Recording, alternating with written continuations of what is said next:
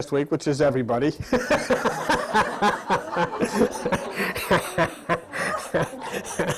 But we could do the whole thing over again. It's the first time anybody heard it. But anyhow, basically, what we discussed was the key to understanding the function of the universe and the function of life is to arrive at a reasonable, logical purpose for the existence of both. We get way ahead of ourselves in trying to understand karma and trying to understand spirit and all of these things. And yet we never have understood a purpose. And so last week, do me a favor, get rid of this and get me a paper with a damp, one damp one and one dry one. But anyhow, what we discussed last week were two things: the purpose and the problem.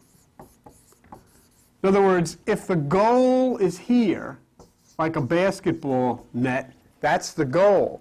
We got to arrive here. That's the purpose. But what is it that's blocking us from reaching the goal? That's the problem. So the problem would be, what is blocking us from reaching the goal?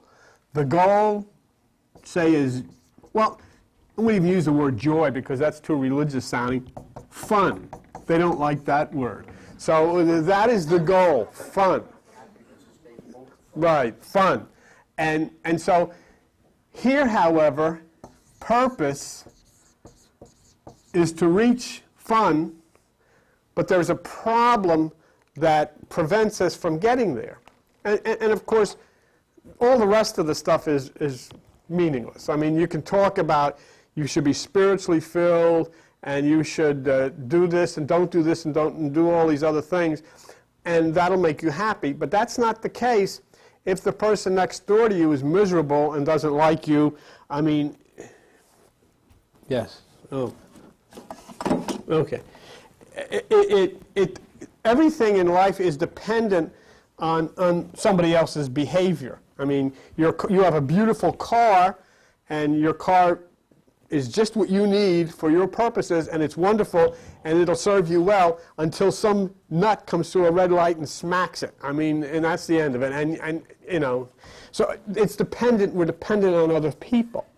But let us define the word purpose. The word purpose in the dictionary means the object toward which one strives or for which something exists, an aim or a goal, a result or an effect that is intended or desired, with good results or with no purpose, with no results. And then if we just find the word problem, it says a question to be considered or solved, a situation that presents perplexity. So the purpose is to achieve the goal, which we said is fun. The problem is this thing that is a question that we have to answer because something is preventing most people from having fun. They're too busy, or they're too sick, or somebody says they can't have fun because the group doesn't allow it. There's all kinds of different things. So you're not able to achieve the goal, which is to fulfill the purpose, because of a problem. What it says in the dictionary is part of the problem is perplexity. In other words, confusion. I'm perplexed. I don't know. And in the Bible, if you have one, and if you're, I forgot to put, don't bother, just take a word for it. Ecclesiastes 3:1 says this, and this is a terrific statement. And especially for those of you who follow me, this is a terrific statement. It says, to everything there is a season and a time to every purpose under heaven. Aha! That's very important when you seek things logically. To everything there is a season. Okay, what is the present cosmic season? It's Aquarius. Could this be the season? To every purpose to everything there is a season, and a time to every purpose. So, in other words, a purpose isn't going to be fulfilled all the time. There is a specific time that the purpose can be fulfilled. There is a specific time that the problem can be resolved. There is a specific time when the goal can be reached. Okay? That's what it says. To everything there is a season, and a time to every purpose. See? So if Aquarius is the season, then it would seem to indicate that the time is now for this change. If you look at the word perplexity, which means confusion, it says in Luke 21:25, there shall be signs in the sun and the moon and in the stars. In other words, there's going to be signs in the lights in the skies, in the constellations, and upon the earth the distress of nations with perplexity. So in other words, at the time of these great signs that are in the sky, at the same time there's going to be confusion, and this would be an indication of the fact that this is the season or the time for a great change. It's like we're in the middle of summer. Well, as we start to get near the fall, you're going to see perplexity. You're going to see confusion. Not with people, with nature. And all this stuff is going to start spinning around, and then you're going to see the guy come on television and say, it looks like there's a low building up south of St. Martin's or Martinique or whatever the heck these places are, and you have all these hurricanes start. Why? Because there's a change. Something changes, it causes confusion. Here you have the confusion that we're in right now. There's people all over the place that are confused. How come we're having all of this violence? How come we're having all of this, the traditional values are gone, and all of this kind of stuff. So there's perplexities and so forth. I'm not saying that particular scripture is fulfilled because some guy shot all these people. But the guy shooting all of these people, that's been going on for thousands of years. It's nothing new. I mean, this is nothing compared to the wars we used to. What's that? It's a big deal. He shot 10 people. I mean, a guy, the President of the United States, dropped an atomic bomb on Nagasaki and killed 2 million of them in 10 seconds. But that was patriotic. That was a good thing. See, we celebrate. We all went to church and thank God. See? And I understand that because, we say if we didn't drop that, all these other guys would get killed. But I mean, killing people is nothing new. It goes right back to the Bible. But perplexity is because we don't quite understand now, and we're trying to analyze and figure. We all feel that there's something different. There's something that's changed.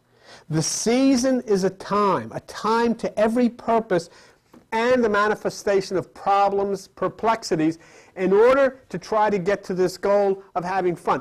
There is no other reason that you are alive other than to have fun. That's the only reason you're here. You are created as light. Light does not have any fun. And the reason light doesn't have any fun is because it cannot eat chocolate. It can't go to Atlantic City and play the slots. It can't go swimming. It's just light. So this thing called God said, well, what the heck good is it? Well, they said, well, what good are you? You're light.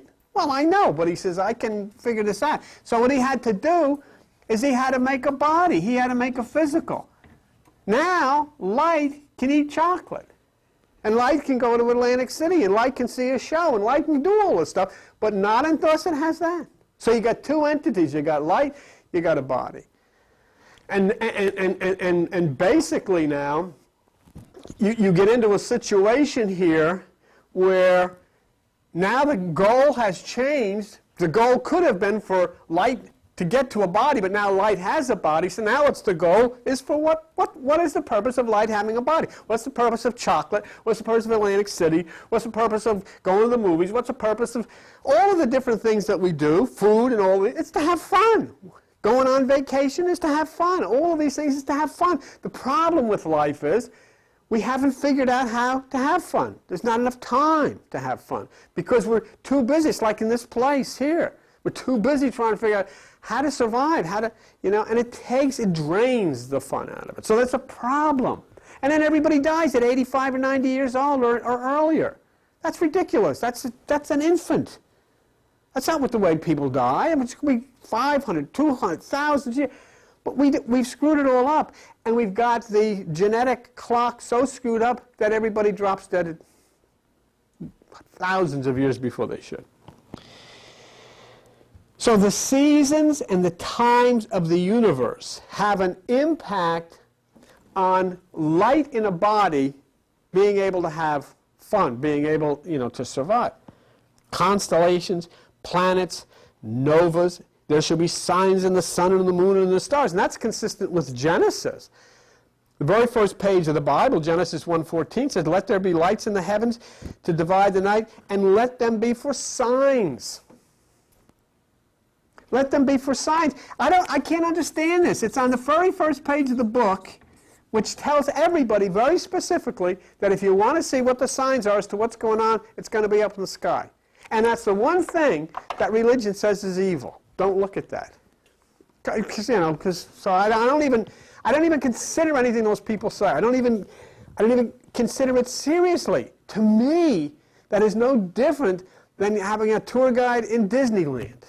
I mean, it's going into all of this make-believe stuff to make people think that everything is fine until they get out of there and find out that somebody, stole their tires off their car or something like that.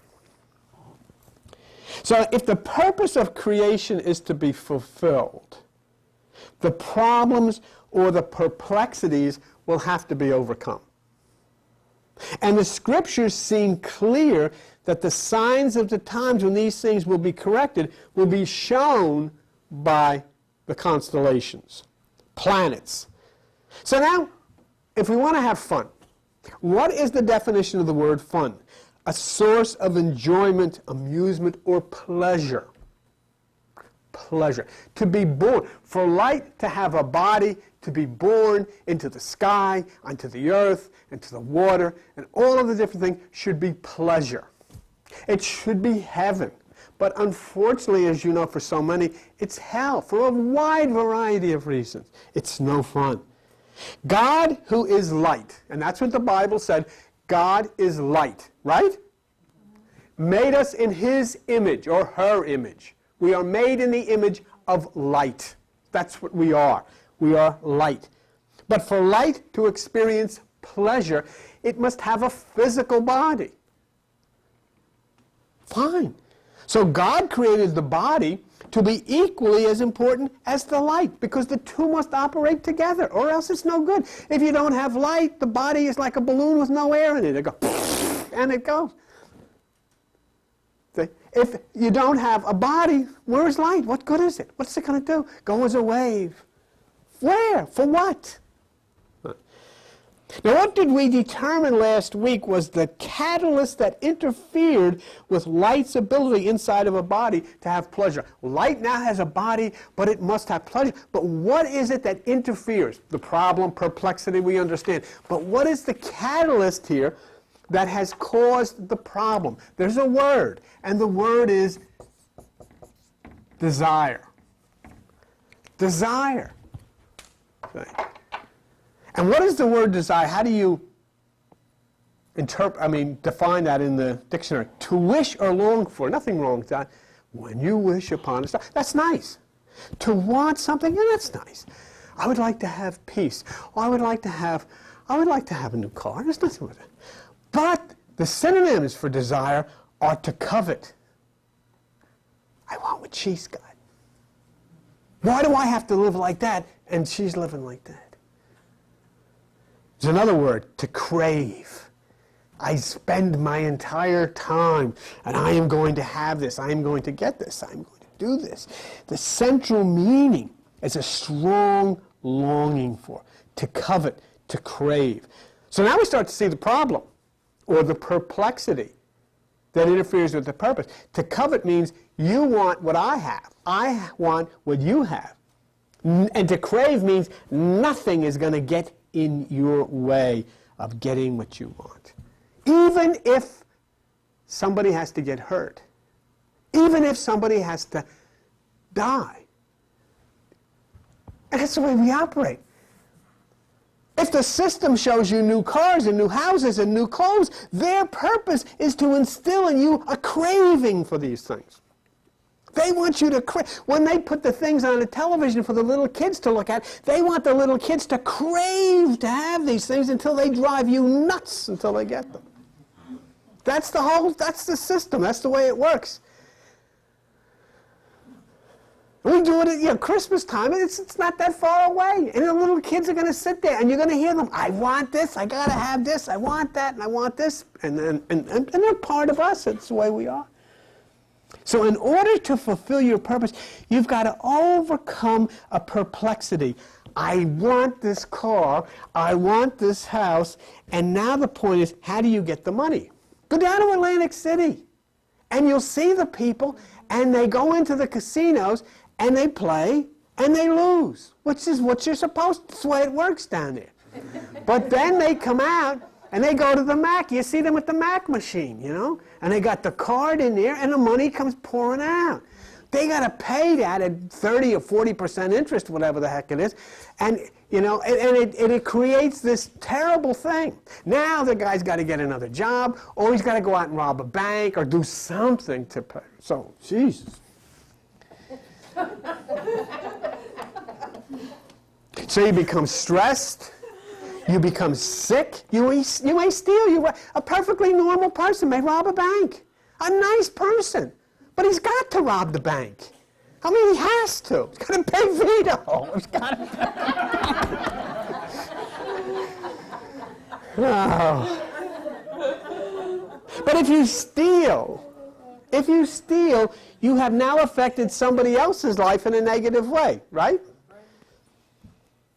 So the reason for your life being disturbed and the other person's life being disturbed is desire. And the system that we live in, just about every system functions on desire. Advertising is for one purpose, to get you to desire to have something that you don't have. It doesn't make any difference how much it costs, they want you to have it. If you desire something strongly enough, you may hurt someone else to get it. And that's not too bad. You might kill somebody. You might hit somebody over the head because you desire to have something. But if a group desires something strongly enough, they may hurt a number of people.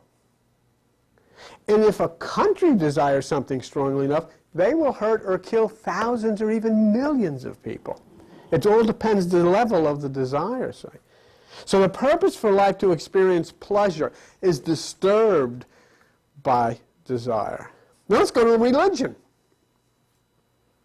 Their desire is that you follow their way. They live 24 hours a day for one purpose, to get you to believe the way they do and to get you to live the way they do. And their desire can have a tremendously negative impact on you and on everybody else. And it does. It's called stress, guilt, and fear. And that's how they survive. And their desire is to make you fearful, make you guilty, make you stressful so they can save you. So desire impacts God's purpose. And so now look at the actual impact on the earth.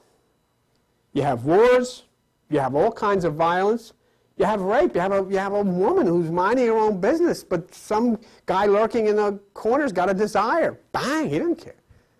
And if he has to kill her to fulfill his desire, you have robberies, you have fear, it's all as a result of either your desire to have something you want or someone else's desire to have something you have, including religion, your allegiance to them.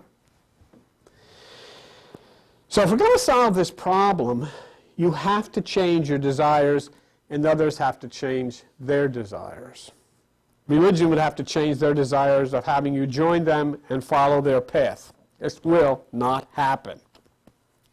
So then, if there's to be a course correction, it must come from someplace else.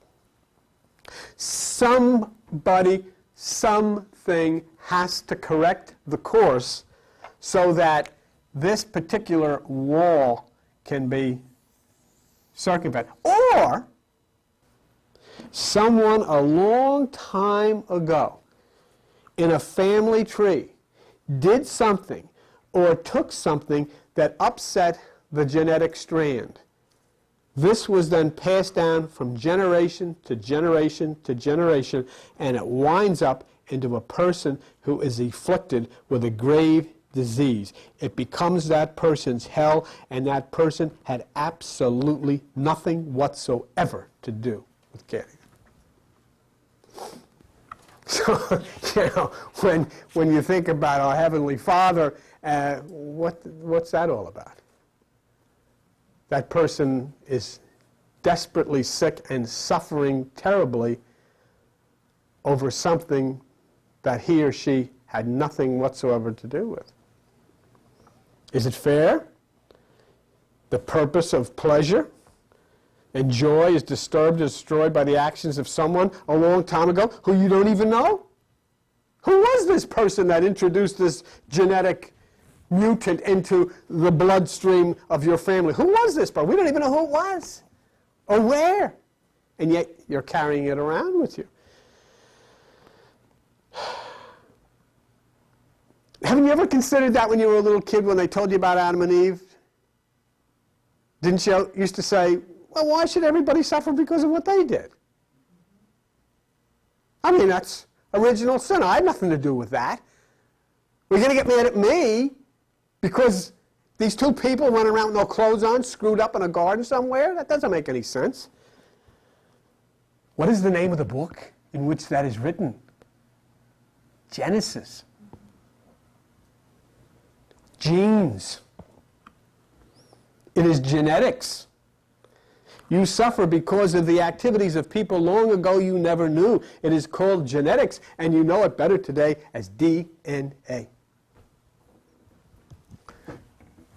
So Adam and Eve, in that story, has nothing whatsoever to do with two people.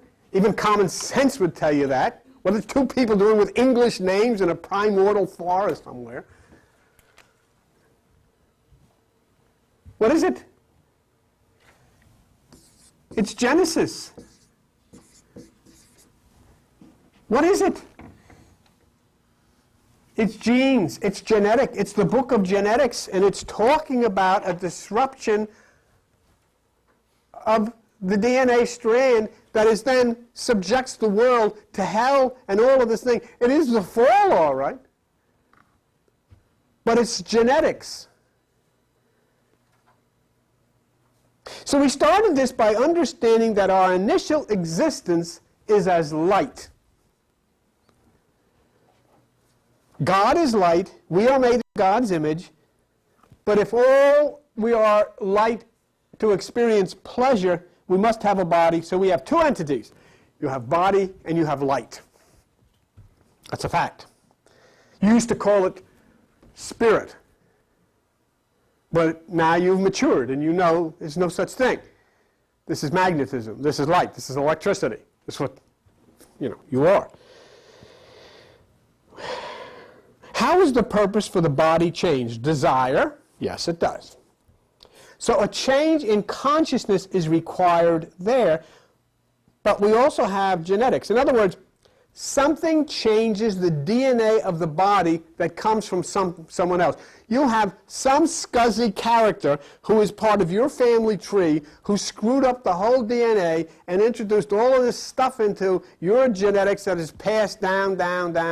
Something else. Something from somebody else changed your DNA. Oh, wait a minute. Did you hear what I just said? Somebody else changed your DNA.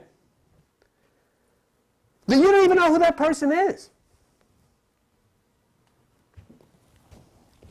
Now, if you go to logic, if another person can influence the DNA in your body and cause you pleasure or pain, someone you don't know, someone who is in reality not even living on the planet today, if your life can be changed by some other person through DNA, is it not reasonable to consider that your life can be changed by a cosmic influence through DNA?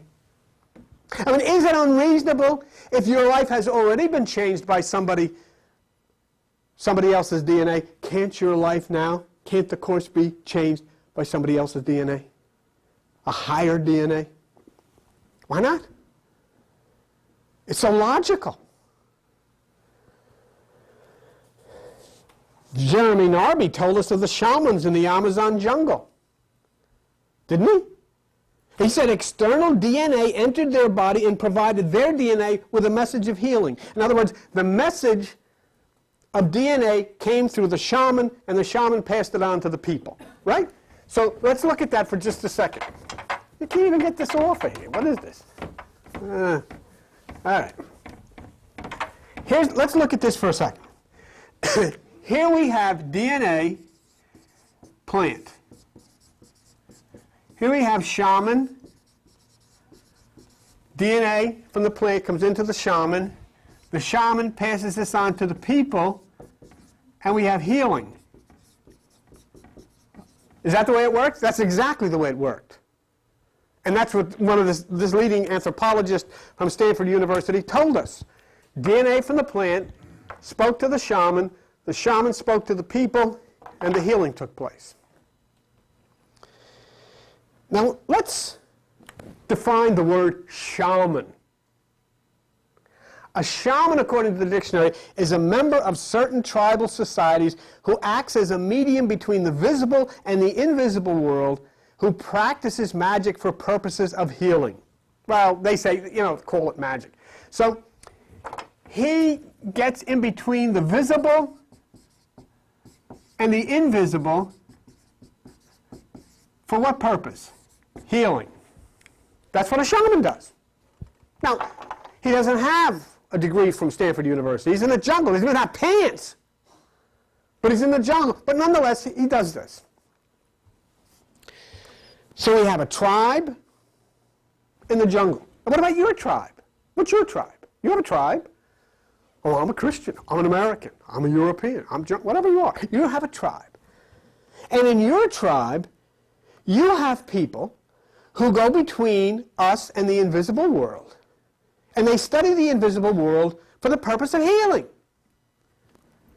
And you call them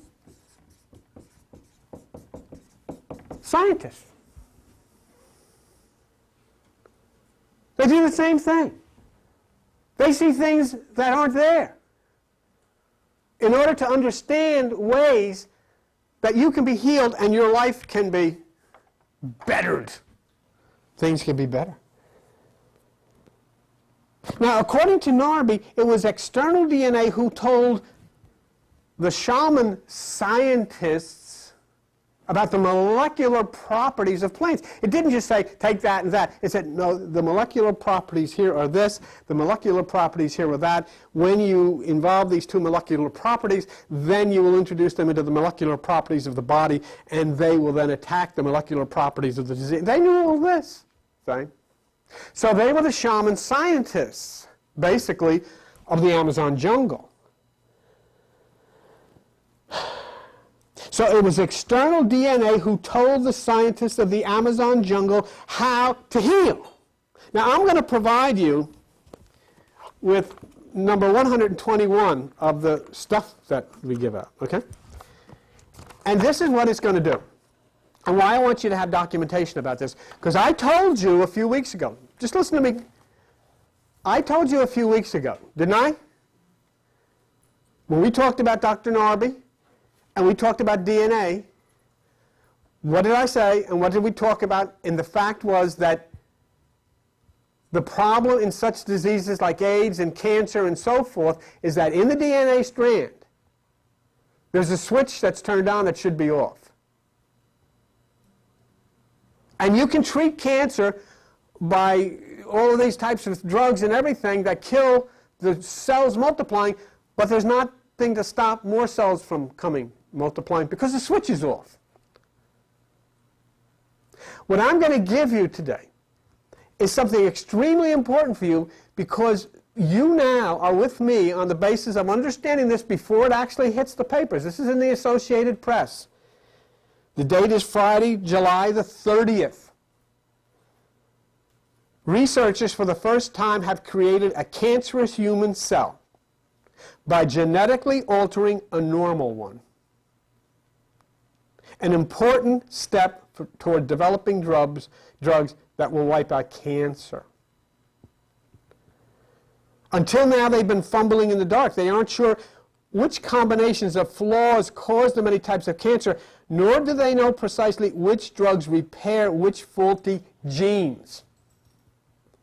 But biologists at the Massachusetts Institute of Technology, Institute for Biomedical Research, showed they can create a cancerous cell with specific genetic flaws in the lab.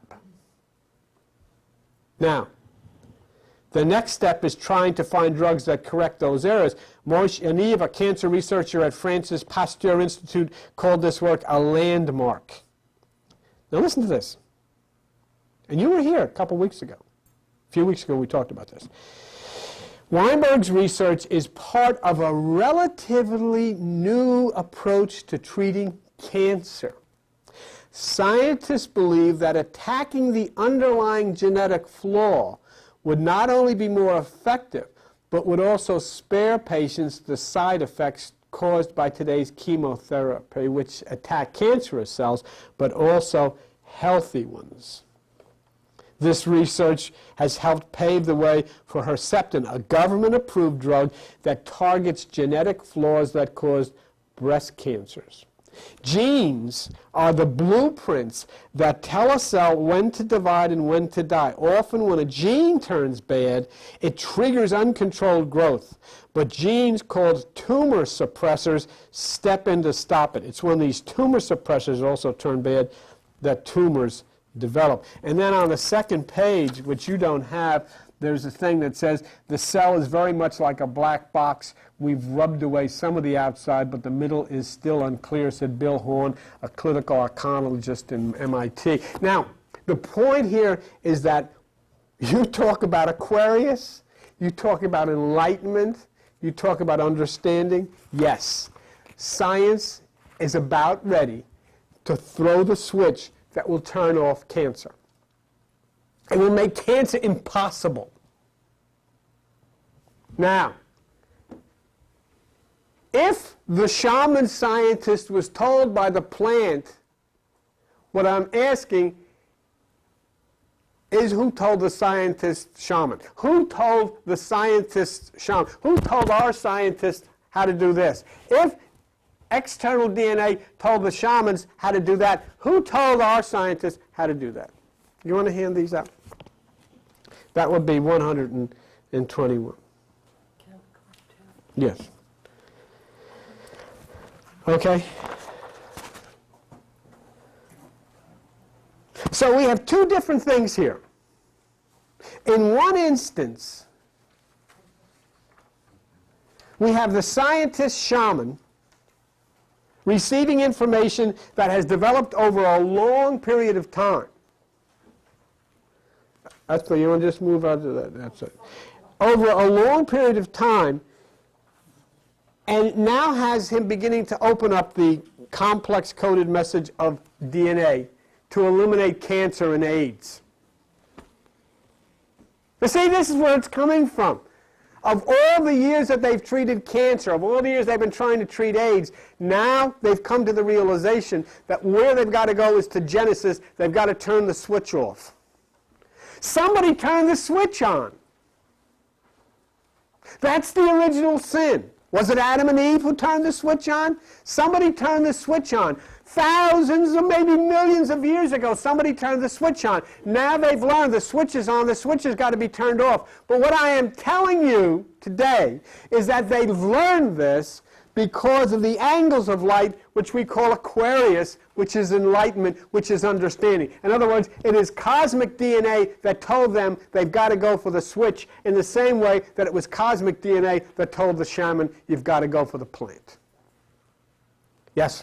You want to start? Yes. The day that you found this, there also was an announcement on CNN that they are working on a vaccine for AIDS with DNA. Right, same thing. Same thing. In other words, they're not going to try, or as they continue to try to treat AIDS and say, you know, that this incurable thing, well, they're going to find that it's curable once they turn the switch off.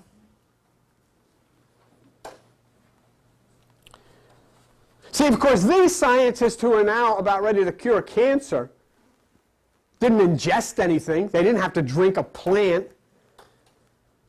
And there are those who would say, well, this is simply developed about these things over years of study. But remember, it was only 100 years ago that we developed the light bulb.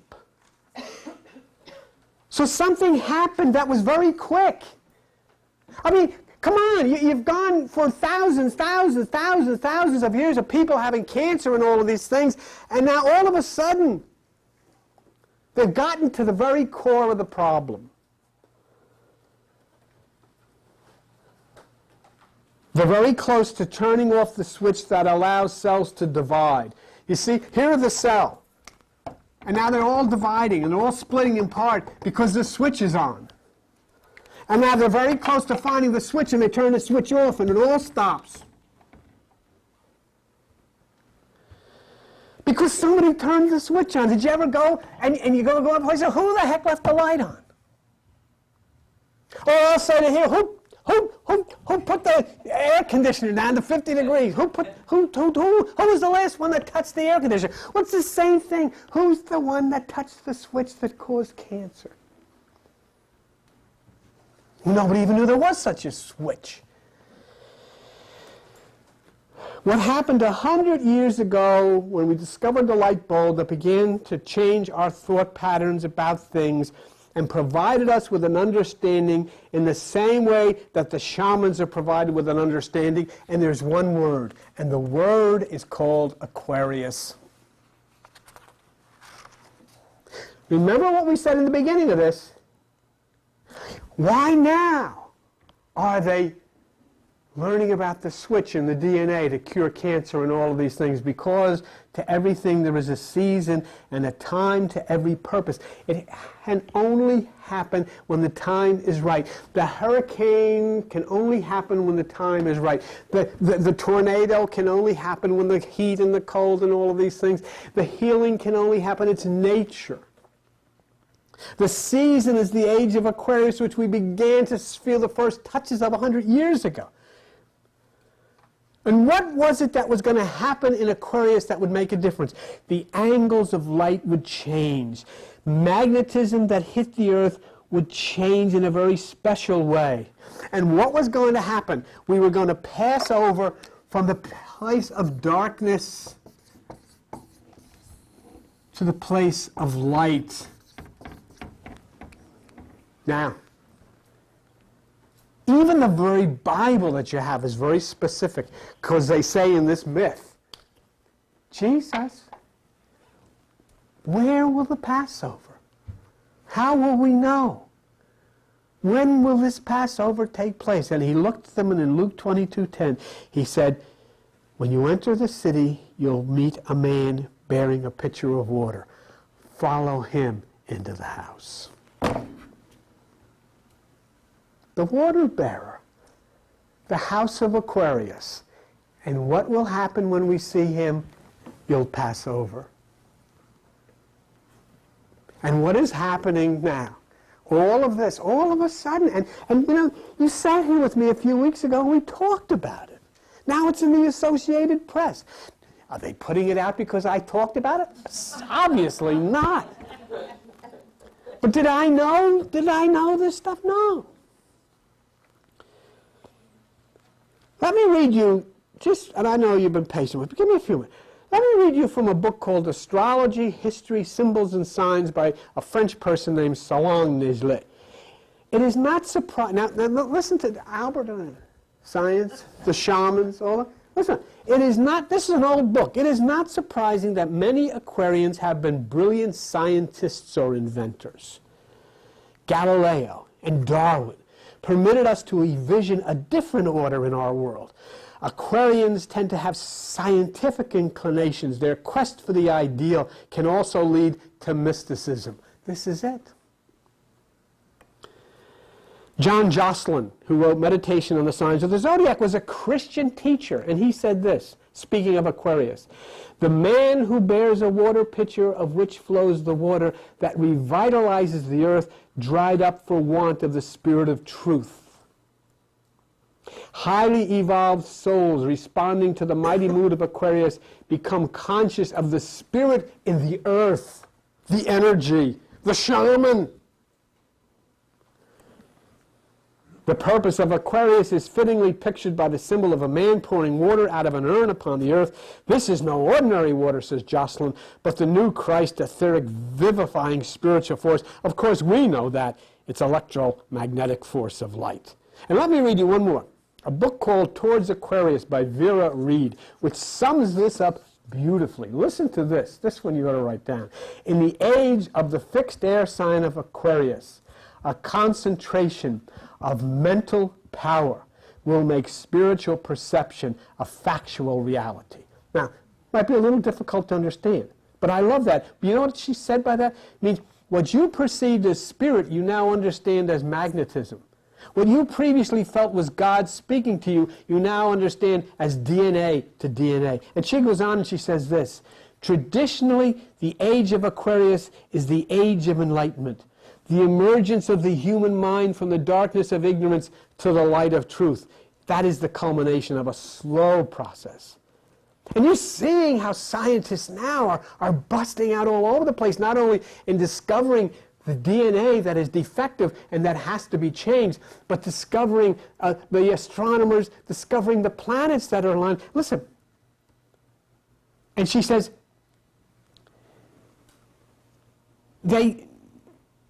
I've read that, okay. But thinking of the scientists and the shamans, somehow they just knew. Somehow this thing that we had to wait for was the water barrier. And this water barrier came, and now we have conversations DNA to DNA. And today I gave you a document attacking the underlying genetic flaws. Two things I just want to share with you and you're out of it. There is a very important, because what we're seeing here is the very genesis of the problems. It is DNA. Now, would you, Vinny, would you do me a favor? Would you put this on? Okay? Problems that interfere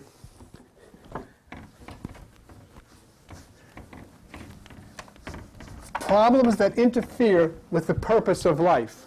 What is that? Oh. Oops. All right. Nope, didn't happen. Man with a pitcher of water. Man with a pitcher of water. That's right. Okay. Oops, I spilled it. There you go. All right. Now, can you see that? A little bit further over to the right, and you got it. Because the camera, I'm thinking, too. Yeah. Okay. Well, but you can see that. All right? So, now, problems that fill our lives. Now, you see the defective DNA there. That's a problem. That's an inherited problem. Problems we didn't cause. I mean, how could you have caused that? You know what this is? This is what you have been in New Age circles calling negative karma. All right? That's what it is. This here, now, the protein enzyme, is moving in, and what is it doing? It is breaking the chain of negative karma. The karma is broken. And you can see it. This isn't something that's what she's talking about, what you read spiritually. Now you can see for yourself. The negative karma has been broken. And the DNA then, the protein enzyme comes in, and they make a copy of the good karma, and they cement it here where the bad karma used to be, and then they seal up the gap. And that's what, as you look at that's what's so important here. When you look at the chain of DNA being broken, right here, you are looking at the chain of karma being broken. See? Okay, thank you, Vinny. We'll be just for a second. Now, I just wanted to share this one thing with you. The understanding comes from light, which NASA told us is photosystem 1, all right? Now, just bear with me for a second. Okay. Why, then, do you wish to receive this light? You want it to destroy or to correct the defective genetics for the life of all things on the universe. You want it to destroy the defective genetics within inside of you, to change your whole consciousness, to change your whole pathway, so as light you can function inside of that body. 1 John 1:5 in the Bible says, this is the message that we have heard of him. God is light. Period. God is light. And NASA says to us, the greatest power booster on the face of the earth is light interacting with the earth. Now, what about you? What are you? We began all of this with thing of body and light. According to Matthew 5:14, you are the light of the world. God is light. You are light. Let's go one step further. Matthew 6:22, the light of the body is the eye. If therefore your eye be single, your whole body will fill with light. The single eye, or the third eye, is the pineal gland of the brain. So then our way of receiving the light to change and correct DNA would be via the pineal gland. Let's move a little closer. 1 Corinthians 13:12. But now we see through a glass darkly, but then face to face. Genesis 32:30. Jacob said, I have seen God face to face. I will call this place Peniel. You don't have to be an anthropologist. You don't have to be a nuclear scientist. My life is preserved. I have seen God face to face. I have seen the single eye. Now I ask you, look at this. Look at supernova, 1987A, the single eye. Looking down on you right now. Looking down on you. And Al, can you just get a look at that? Okay. There it is. Looking down on you.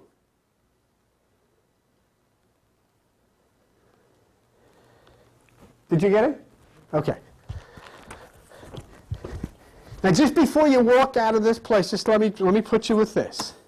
That eye, is that the eye that Jesus was talking about, the single eye? And I'll tell you why I connect it. That center ring is on fire. That's what NASA says. And that fire is to touch the earth by the year 2002. And in Luke 12:49, Jesus Christ says in the Bible, I am come to send fire on the earth, and what if it was already kindled? And in Revelation 13:13 it says, and he does great wonders. Now get this one. He does great wonders so that he makes fire come down from heaven on the earth in the sight of men. Who wrote that? People who had seen supernova a long time ago. And it's on its way.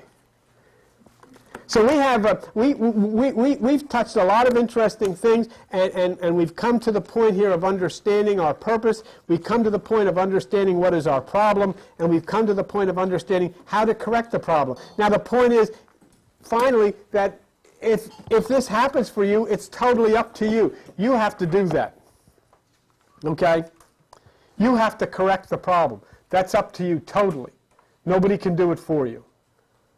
And the way that you correct the problem is by functioning the light receptor of the body, which is the pineal gland, to bring in the light to correct the DNA. And as you see this stuff, you're going to see more and more every day on television, on CNN and newspapers about scientists who are finding that it is DNA which is the source of the problem. And then when you hear people in the religious groups talk about your sin, you remind them, I did not cause the defective DNA that is in me. It was caused by somebody else. Don't put it on me. Put the guilt where it belongs. Yes. Oh, I thought you were going to say. Okay, well, thank you very much.